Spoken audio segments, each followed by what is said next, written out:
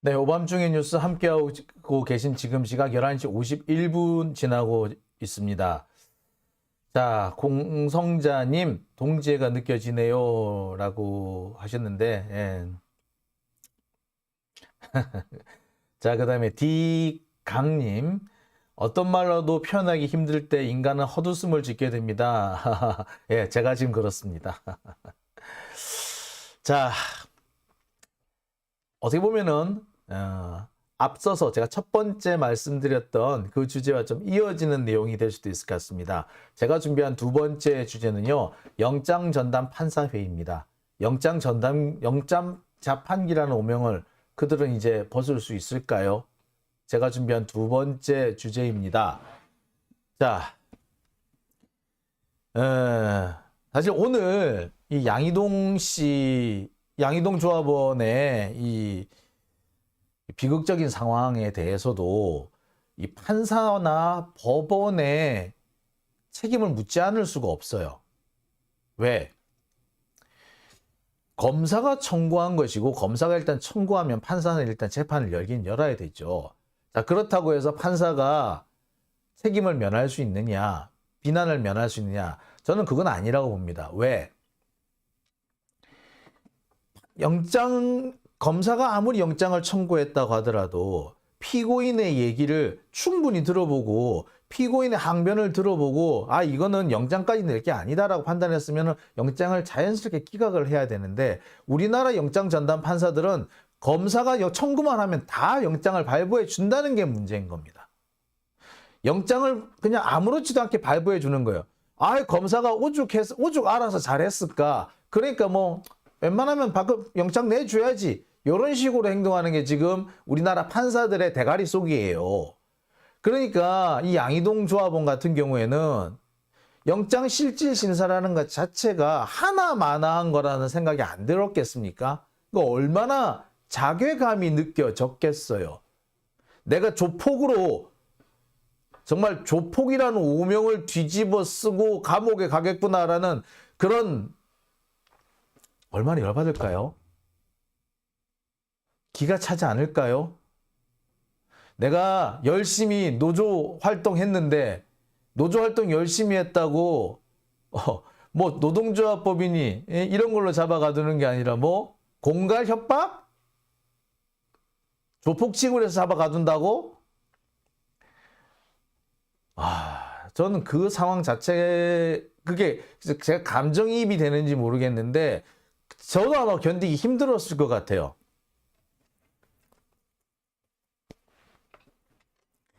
제가 불교 방송 있을 때요, 당시 그 불교 방송 그 이사장 하던 그 스님도 그런 짓을 했어요. 예? 저를 뭘로 잡아넣느냐, 저를 뭘로 자르려고 했느냐, 폭력으로 자르려고 했다 그러더라고. 참, 내 얼척이 없어가지고. 기가 차더만요. 예? 다행히 회유를 받은 후배가 그런 거 아니라고 대들고 화를 내는 바람에 제가 그렇게 황당한 경우는 안 당했습니다만, 이 자본이라는 게, 회사 사측이라는 사람들이 얼마나 악독할 수가 있는지 여기서 대표적으로 드러나는 게 아닐까 싶어요.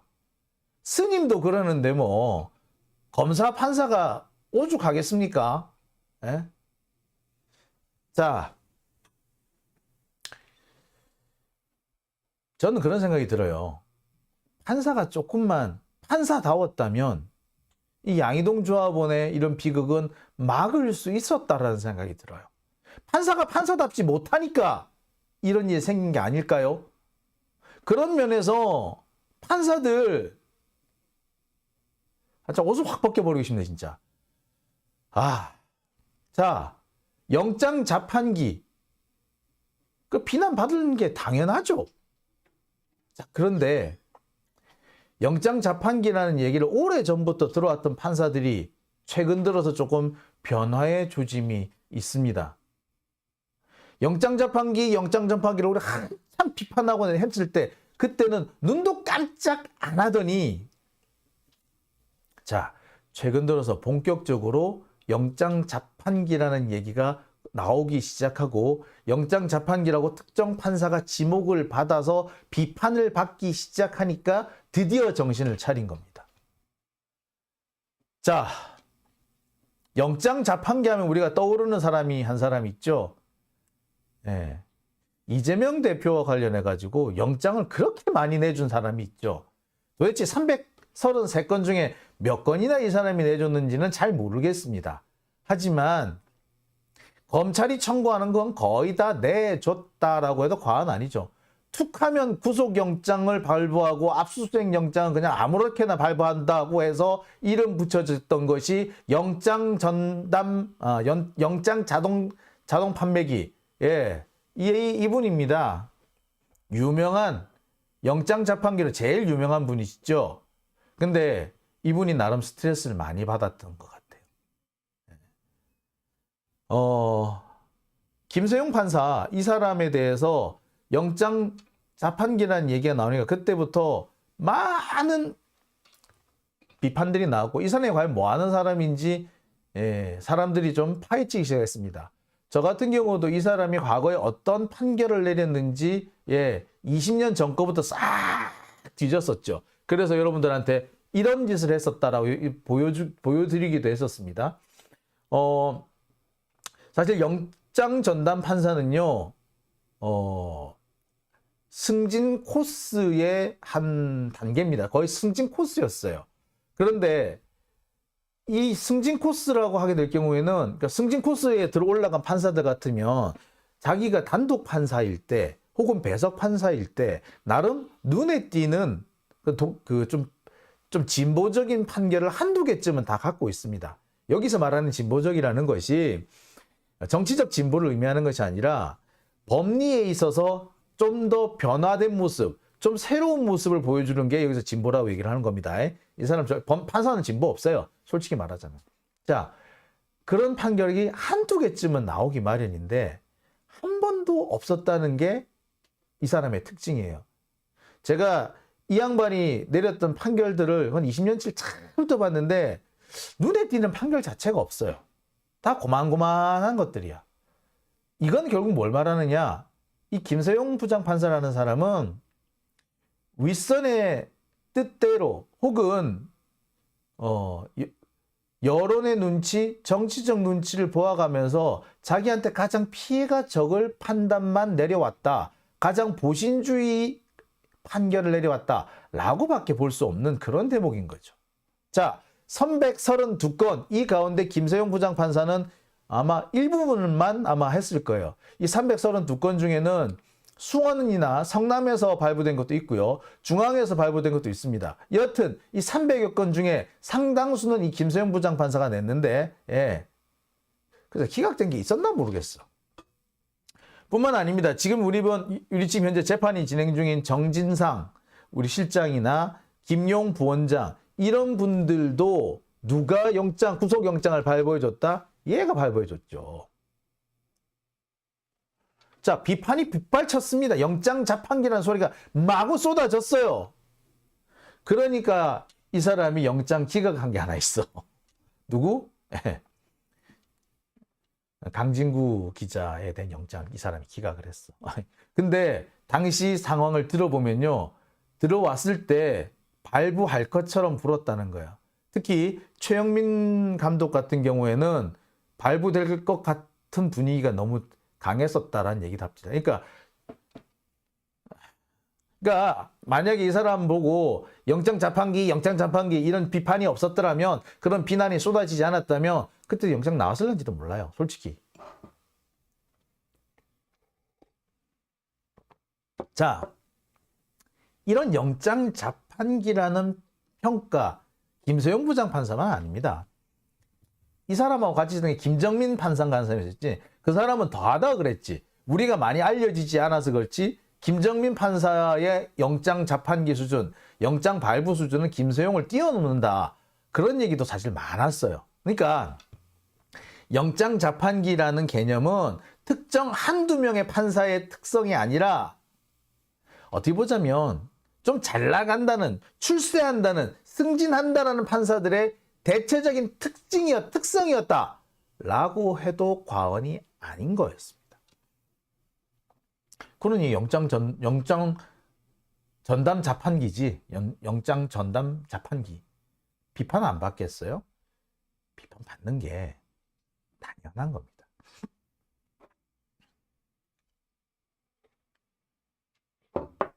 자, 그래서 나오는 것이 영장 심사를 바꾼다는 얘기가 나오기 시작한 겁니다. 판사들이 지네들의 마인드를 바꿀 생각은 안 하고 제도에 문제가 있다고 보면서 영장 심사 제도를 바꾸겠다라고 하기 시작합니다. 이게 올 초부터 나오기 시작을 해요.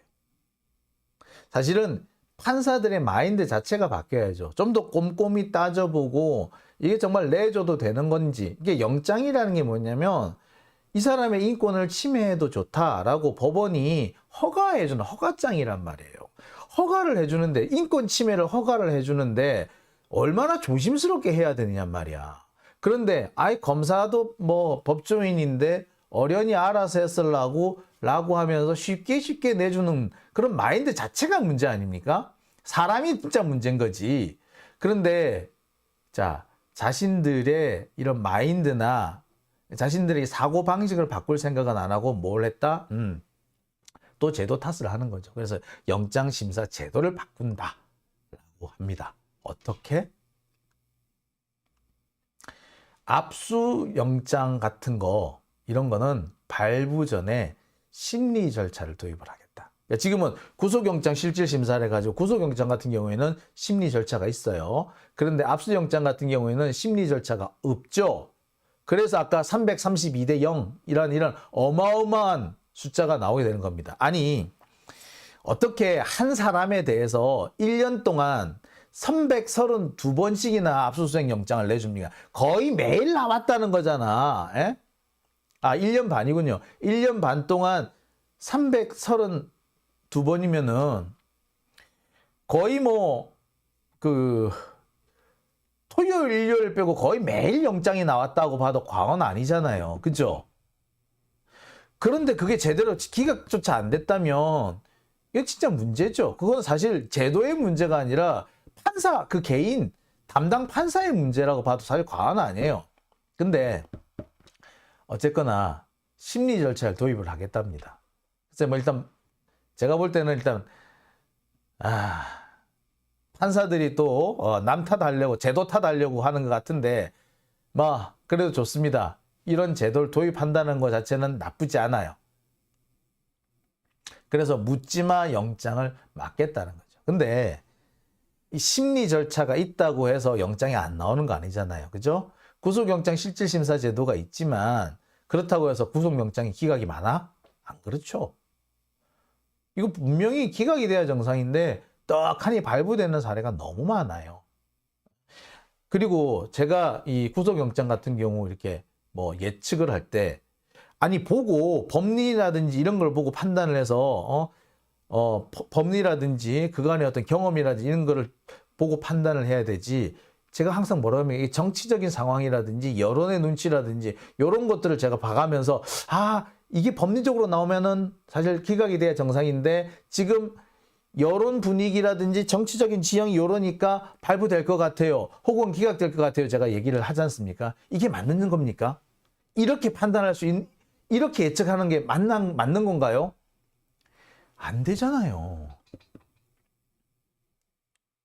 근데 이런 상황이 지금 현재 벌어지고 있다고요. 이거는 심리 절차가 있고 없고의 문제는 사실 아닙니다. 판사들의 마인드가 문제인 거지. 진짜 판사들의 머리 뚜껑을 열어가지고 그 안에 뭐가 들었는지 하나하나 살펴보고 잘못된 거 있으면 일일이 납땜해서 고쳐놓고 싶은 생각밖에 없어요, 솔직히. 자, 킹썬님, 경기도청 몇 주 동안 압수수색 허가해준 판사도 반드시 탄핵해야 됩니다. 이탄희 의원님이 초심으로 돌아가서 판사 탄핵에 좀 적극적으로 나섰으면 좋겠다. 예.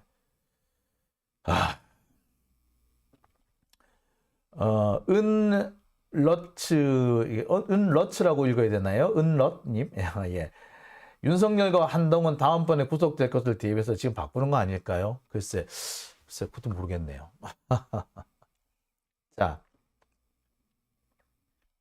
여하튼 간에요. 이런 상황인데, 상황이 이렇게 진척되고 있는데, 검사들의 태도가, 이게 심상찮아요. 어쨌거나 검사들 입장에서 보면 자기들한테 불리하게 제도가 바뀌는 거예요. 비상이 걸렸어. 검사들이 지금 난리가 났어요. 그래서 이 압수영장 발부 전에 심리 절차를 도입하는 이거를 막겠다고 생쇼를 하고 있어. 그러면서 잘하는 거 있지. 억지 쓰는 거거나 가짜뉴스 퍼뜨리는 거. 검찰이요. 검찰발 가짜뉴스 상당히 많습니다. 우리가 몰라서 그렇죠. 검찰발 가짜뉴스 정말 너무너무 많아요. 자, 근데 그 검찰발 가짜뉴스의 대부분은 뭐다? 검찰이 불리할 때 가짜뉴스를 만듭니다. 대표적인 게 뭐냐면요. 우리 공수처 만들 때 공수처가 만들어지면은 검찰은 4급 이하 공무원들밖에 수사 못한다라고 뻥친 적이 있어요. 그죠? 여러분 들으셨죠? 기억나시죠? 그런데 그거에 대해서 검사들이 이렇게 떠든다고 기자들이 다 받았었어. 그래서 많은 또 다른 기자들은 아니다 팩트 체크하면서 그거 아니다라고 다 짚어줬는데 마지막까지 그 가짜뉴스 완전히 근절시키지 못했어요. 왜? 검사들 주둥아리에서 나오니까 안 없어지는 거야. 아니 지금 보세요. 공수처 만들었지만 검찰이 4급 이하만 수사하는 거 봤어요? 지들 멋대로 하고 싶은 대로 다 하잖아. 그런데 뭐 검사들 사실 진짜 문제는 검사들이 만들어내는 이 권력이 만들어내는 가짜 뉴스가 제일 심각한 거예요. 자, 여하튼 갑자기 매일경제에서 이런 단독 기사가 떡하니 나옵니다. 전국 영장 전담 판사들 압수수색 영장 대면 심리 논의 이게 단독이래, 단독. 그러면서 지난 2월에 이렇게 하려고 했는데 미뤄져 있는 이 영장 전담 이 판사들 압수수색 영장 대면 심리 이 부분에 대해서 본격적으로 판사들이 논의를 하고 있다라는 식으로 기사를 썼어. 그러면서 뭐라고 쓰느냐면 검찰 고위공직자 범죄수사처, 경찰 등 수사기관들이 수사의 기밀성을 해칠 수 있다며 사실상 반대 의견을 내는 등 이렇게 하고 있는데 여러분 제가 확인해 봤거든요. 공수처 같은 경우에는요. 이렇게 얘기합니다. 뭐 좀 귀찮기는 하겠지만 뭐 원래 법원이 공수처 영장은 잘 안 내줘요. 이러나 저러나 별 차이 없을 거예요. 경찰? 아니 뭐 결국에 영장 청구를 하는 거는 검사들이 하는데 검사들이 영장 기각 더 많이 하는데 뭐 물론 뭐 없으면 우리한테는 편하겠지 이렇게 얘기를 합니다. 즉 압수수색 영장 대면 심리 여기에 대해서 제일 기고만장해가지고 펄펄 선치고 반대하는 자는 누구?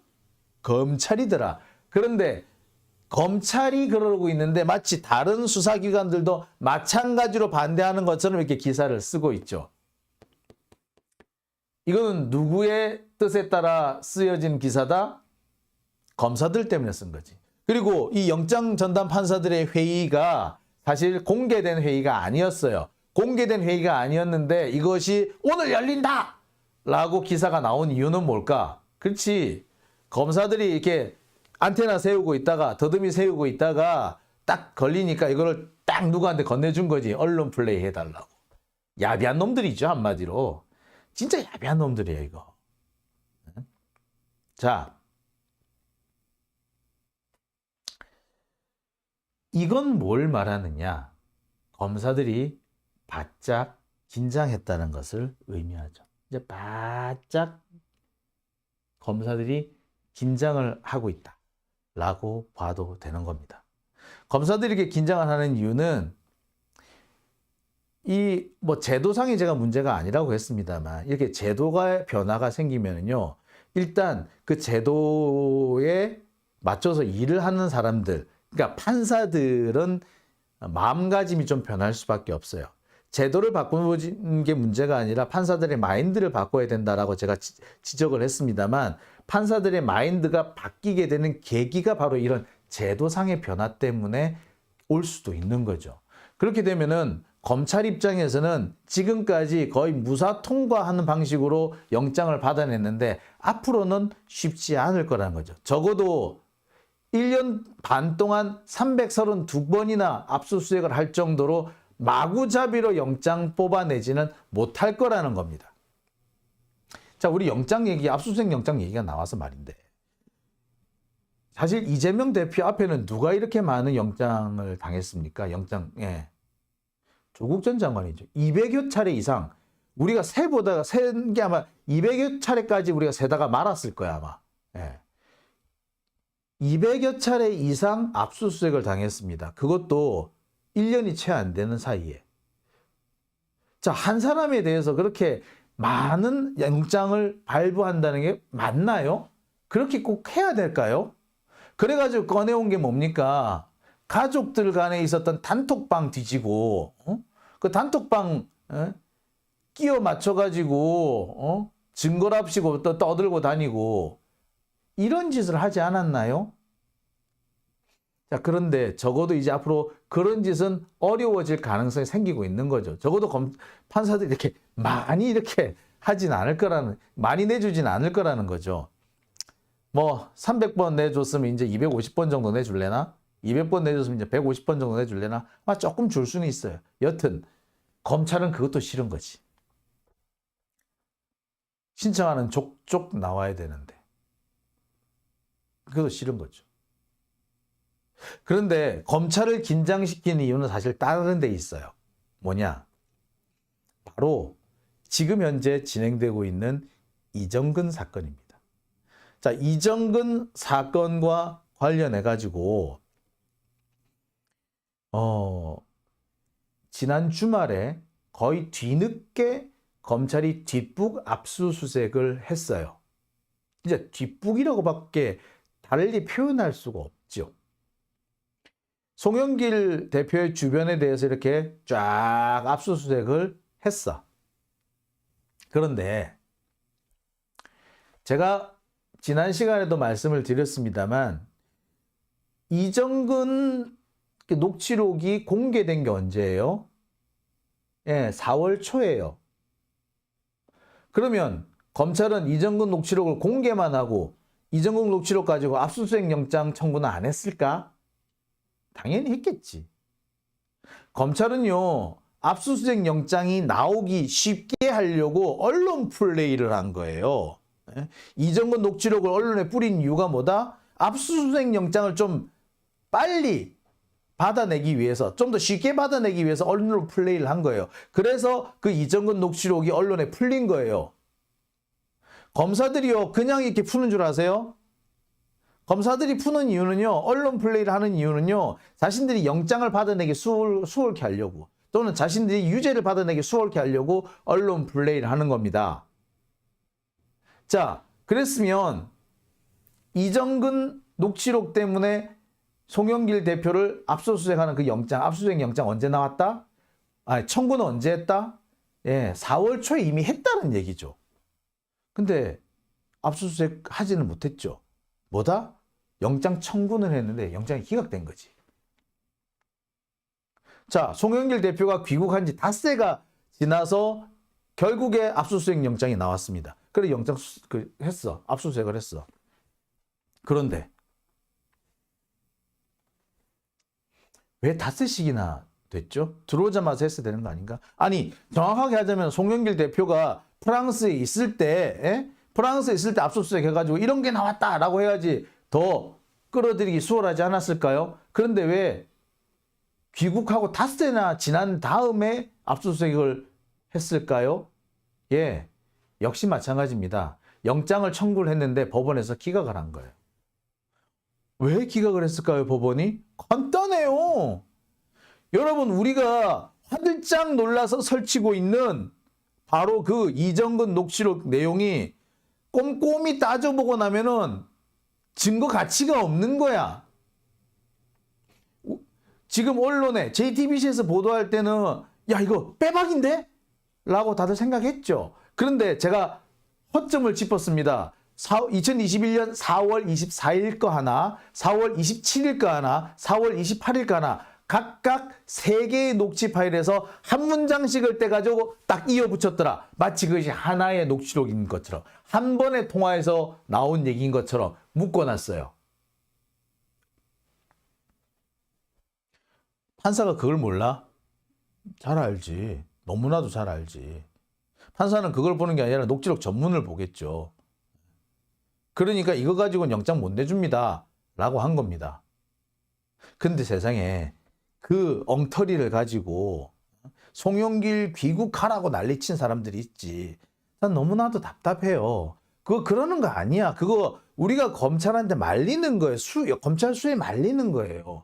검찰이 왜 송영길을 끌고 들어온 줄 알아요? 아니, 지들이 수사를 할 거면은 원래 수사의 기본은 뭐다? 밀행성. 몰래 하는 거예요. 수사의 기본은 밀행성. 몰래 하는 거란 말이에요. 그러면은 송영길이 프랑스 가 있을 때 그 상황에 야, 저 프랑스 갔으니까 얘 들어오기 전에 쟤 모를 때 압수수색해. 이렇게 해야 정상 아니야? 근데 왜 굳이 끌어들이려고 난리를 쳤지? 예. 이유는 딱 하나밖에 없어요.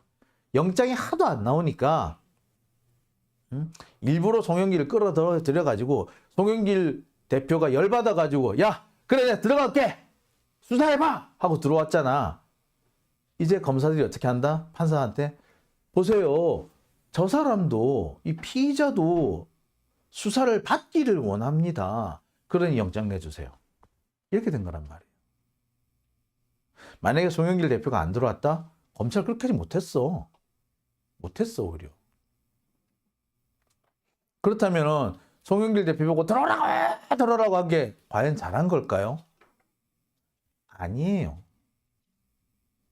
자, 근데 송영길 대표 보고 들어오라고 아득바득 쓰고 있던 사람이 지금은 이제 뭘 한다? 예. 이번 사건에 연결되어 있는 뭐 윤모, 임모 국회의원들 탈당하라고 또 바뀌라고 있어. 당장 박광훈이 지금 탈당하라고 지금 막 그 사람들 몰아내려고 하고 있어. 저는 이거 막아야 된다고 봐요. 이런 식으로 해서 해결될 문제 아니에요. 그 박용진이 또 여기 나서가 설치고 있대. 쇄신을 위해서 내쫓아야 된다고? 야, 진짜 이 새끼 나쁜 새끼야. 지 한번 오지게 한번 걸려보라지. 무슨 일 생기는가? 한번 봅시다. 여튼. 자, 저는 왜 이걸 반대하느냐면요. 이게 그대로 얼마 지나지 않으면 이재명 대표한테 똑같은 논리로 올 겁니다. 예컨대 지금 검찰이 이재명 대표에 대해서 2번째 영장을 치려고 하고 있어. 성공을 할지 실패를 할지 모르겠으나 백현동이니 몇 군데 거를 섞어가지고 백현동, 정자동 이런 거 막 섞어가지고 또 영장 치려고 하고 있어. 자, 뭐라 그러겠어 그때는. 아니 송영길도 나갔고 윤관석 의원이고 임 의원이고 이런 사람들도 다 나갔잖아. 나가서 해결했잖아. 그러니까 너도 나가. 그럴걸? 안 그럴 것 같아요?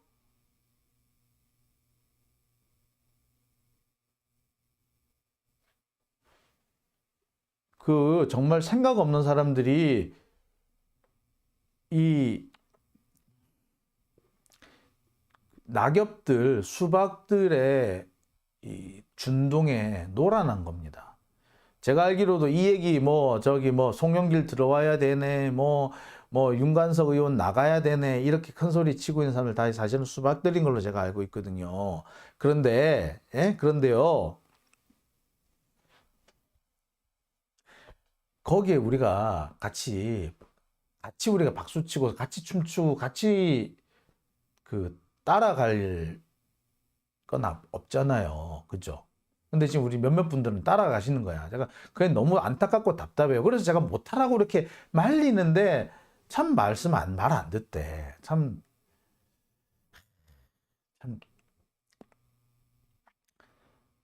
조금만 생각해 보면은 이게 자칫 잘못하면 곧바로 이재명을 죽이는 화살이 될 수도 있겠구나. 이 화살 가지고 조금 있으면 다음번에 잘하면 이재명을 죽이려고 덤비겠구나 라는 그런 생각이 안 드나 몰라. 저는 참 그 부분에서 안타깝습니다. 좀 불안하기도 해요. 참, 이 뭐라고 제가 말씀을 드려야 될지 모르겠는데,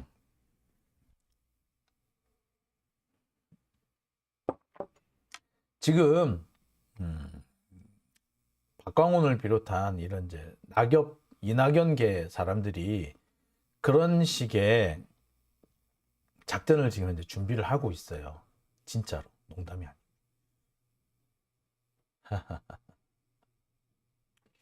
배동훈님, 박용진은 낄 때 안 낄 때를 모르는 놈이군요. 그러게 말입니다. 자, 이 뭐라고 읽어야 되나요? 해파인리라고 읽었나요? 해파인리? 예, 예. HYEFINLEY님, 예, 잘 듣고 있다고요? 예, 감사합니다. 함께 해주셔서 정말 감사드립니다. 자, 제가 뭐 자연스럽게 이 영장 전담 판사 얘기를 하다가 자연스럽게 박광원 얘기로 넘어갔죠. 박광원 얘기 이제 이어서 계속 해드릴게요. 자, 여하튼 지금 현재 영장 전담 재판부들이 영장 자판기라는 오명을 벗기 위해서 나름 이런저런 지금 제도 개선을 지금 얘기는 하고 있어요. 제가 볼 때 도입이 될 가능성이 매우 높습니다. 이거를 검사들은 막고 싶겠죠. 그래서 지금 이상한 소리까지 다 꺼내면서 언론 플레이를 하고 있는 겁니다. 우리가 생각할 때 이거 별거 아니라고 생각이 들 수도 있고 약간 강 건너 불구경할 수도 있겠으나 여러분 이거 꼭 우리 짚고 넘어가야 될 부분입니다. 이게 검찰 권력, 사법 권력은요 절대 민주 진보 진영의 편이 될 수 없습니다. 미국도요. 사법부가 바뀌는데 한참이 걸렸습니다. 아니 지금도 못 바꿔요. 지금도 여러분 미국의 일부 주에서는요 흑백 차별이 합법인 데도 있어요. 그리고요 미국의 일부 주에서는요 유권자가 되려면 내가 대통령 선거를 하려면 나 대통령 선거권이 있어요 라고 등록을 해야 되는 그런 데도 있어요. 근데 내가 대통령 선거권이 있어요 라고 등록을 할 때 글자를 써야겠죠. 근데 흑인들 중에는 글자를 모르는 사람들이 있어요. 그러면 그 사람들은 선거권을 못 갖는 거예요. 또는 세금을 낸 경력이 있어야지 그 사람한테 선거권을 줍니다. 미국이라는 나라는요, 우리나라 같이 주민등록 제도가 없거든요. 그러니까 일괄적으로 이렇게 선거 이걸 하기가 어렵다는 게 그 사람들의 핑계입니다. 아니 근데 하려고 하면 뭘 못하겠어. 할 수 있지. 그런데 어쨌거나 그런 식으로 하고 있어요. 그래서 사실상 흑인들한테는 투표가 제한적으로 이루어집니다. 놀랍죠? 근데 이게 당연히 위헌이어야 되지. 근데 이게 연방대법원에서 위헌 결정이 아직까지 안 난다니까. 놀랍죠? 왜 이런 일이 생길까요? 예, 판사들이 문제인 거야. 기득권의 수호자인 거예요. 자, 황당한 얘기를 한 가지 더 해드리죠. 우리가 미국을 살린, 대공황에서 미국을 살린 최고의 역작, 최고의 정책이라고 부르는 게 뭡니까? 예, 뉴딜 정책, 루즈벨트의 뉴딜 정책이잖아요. 그 뉴딜 정책에 의해서 미국이 대공황에서 벗어나고 그 다음에 다시 한번 번영을 누릴 수 있었다. 우리 그렇게 다 배웠잖아요. 그죠? 그런데 뉴딜 정책을 이끄는데 아마 5개 주요 법안이 있는데 이 중에 4개 법안이 연방대법원에서 위헌 결정이 나요.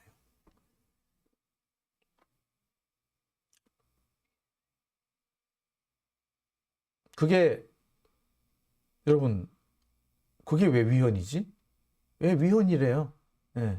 기업 국가가 기업에 이 관여를 하는 건 위헌이라는 식으로 나왔었어요. 예. 자, 이처럼 사법부는요, 미국도 마찬가지야. 민주와 진보의 편이 아니에요. 민주와 진보의 편을 쓰려는 판사들이 있기는 하죠. 거기에는 좀 더 많아 우리나라보다. 하지만 사법부의 특징 자체가 민주 진보하고는 거리가 멀다. 그들이 인권 운운하고 있네. 씨.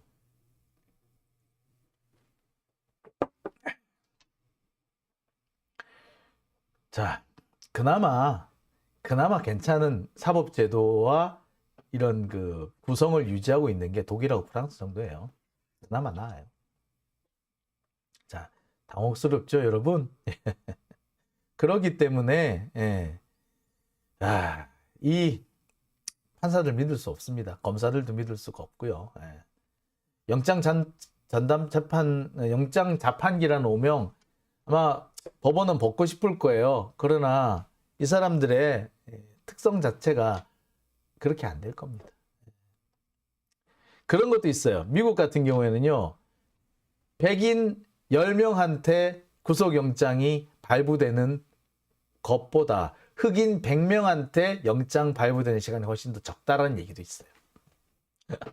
그럼 이게 비유인지 아니면 진짜 그런지는 모르겠으나 그런 것까지 있습니다. 예. 최고의 민주주의 국가라는 미국이 그래. 예. 그 정도로 사법부가 썩었어. 어느 나라나. 자, 참 그렇죠. 자, 한번 제가 영장 전담 자판기 이 얘기를 참 하다가 보니까 이렇게 미국 얘기까지 하게 되네요. 자, 오밤중의 뉴스 오늘 딱 여기까지만 하고요. 두 번째 순서 여기까지 하고요. 세 번째, 오늘 제가 준비한 거의 메인 주제인 것 같은데 요 얘기로 넘어가도록 하겠습니다.